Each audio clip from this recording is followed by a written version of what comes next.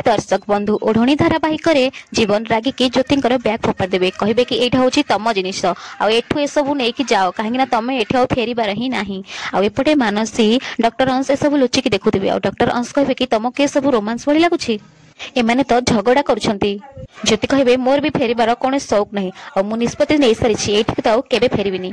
जीवन कहे बहुत भल कथा बहुत भल निष्पत्ति नहीं तुम्हें उठ एमती कहीकि से आलमीरा को जी आलमीरा गोटे येलो कलर जैकेट बाहर करके फोपाड़ी देवे कहे ये तुम फेवरेट कलर ना या नहीं जाओ आ केबे भी एठू आसबनी